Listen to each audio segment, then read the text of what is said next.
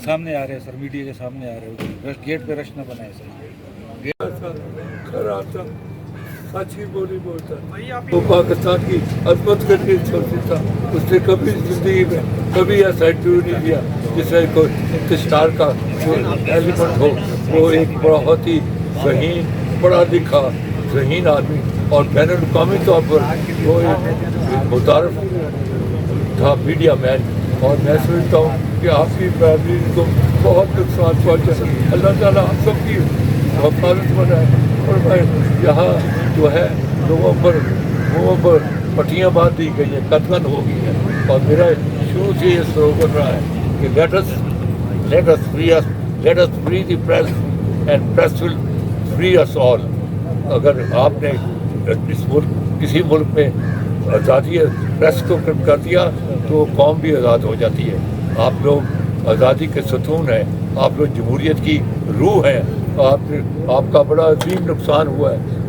एक बड़े शानदार जो सिर्फ खूबसूरत ही नहीं था बल्कि ज़हनी तौर पर खूबसूरत था, ख्यालात में खूबसूरत था, सोच में खूबसूरत था, अपनी तहरीर में खूबसूरत था। अल्लाह ताला उसको ज़िंदगी की रहमत दे और अल्लाह ताला उसके अपने अजीज़ व कारम और वालदा को सब्र जमील अता फरमाए। और अल्लाह ताला उसको कब्र में हुज़ूर पाक सल्लल्लाहु अलैहि वसल्लम का दर्शन कराए और उसको उसका अमाल नामा उसको कब्र में उसको दाएं हाथ में अल्लाह ताला अता फरमाए। वो बहुत अच्छा आदमी, बहुत नेक आदमी। मेरे पास बात नहीं है कि मैं सीधा हॉस्पिटल से आ रहा हूँ। बस 10-15 दिन से मैं बीमार हूँ, मेरा ऑपरेशन होने वाला है। लेकिन मेरे से रहा नहीं गया, मुझसे रहा नहीं गया कि मैं आप लोगों के साथ यकजहती आगे करूँ। अल्लाह ताला आपका हाफ़िज़ नासर हो और पाकिस्तान को अल्लाह ताला अपनी हिफ्ज़-ए-मान में रखे। पाकिस्तान आज तक चोरों, डाकुओं, बदमाशों के हाथ में है।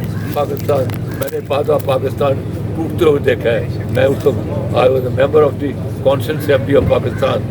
जो जब भुट्टो ने कहा कि जो जाकर ढाके, वो जब तरफा टिकर हो जाएगा और जो जाएगा ढाके मैं उसकी टांगे तोड़ दूँगा।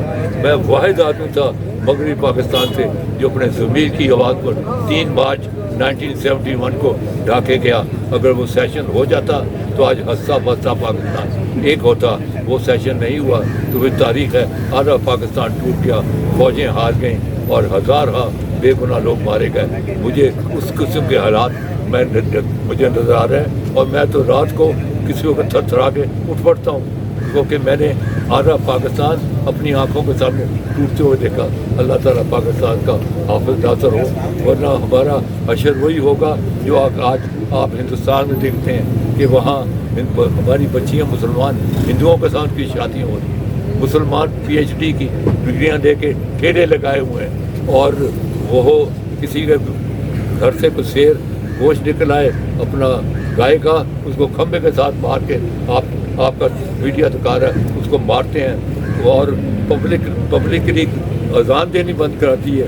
तो आप हमें हमारे हाकिम में उनको सोचना चाहिए कि आज हिंदुस्तान के मुसलमानों के साथ क्या हाल है। ये मुल्क अल्लाह ताला का एक तोहफ़ा है, बिल्कुल तोहफ़ा है।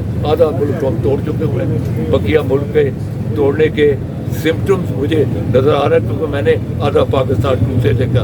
दुआ करें कि अल्लाह ताला पाकिस्तान का हाफ़िज़ नासर हो और पाकिस्तान को अल्लाह ताला इन बदमाश चोर डाकू सियासतदानों से आज़ाद करें और पाकिस्तान में नेक सीरत, साहिब राय, साहिब इल्म, साहिब तजस्सुस, साहिब दीन, साहिब किरदार लोगों को आगे लेके आए जो पाकिस्तान के मुस्तक़बिल को मजबूत कर सकें, जो पाकिस्तान को एक मजबूत गैर मकरूज़ नाकाबिल तस्कीर पाकिस्तान बना सके। सियासी तौर पर मजबूत, माशी तौर पर गैर मकरूज़ और फ़ौजी तौर पर नाकाबिल तस्कीर पाकिस्तान। ये है पाकिस्तान की मंजिल और एक ऐसा पाकिस्तान जो कि दुनिया इस्लाम का किला हिसार बन जाए और हिंदुस्तान और कश्मीर के मुसलमानों के लिए ढाल बन जाए। आमीन सुमा आमीन। बहुत अजीम एक मीडिया मैन था वो, जितना अल्लाह ताला ने उसको जिस्मानी खूबसूरती दी हुई थी, वो जहन का भी खूबसूरत था, वो अपनी सोच में भी खूबसूरत था, वो अपनी तहरीर में भी खूबसूरत था और वो इस मुल्क के लिए बहुत खूबसूरत सोचता था।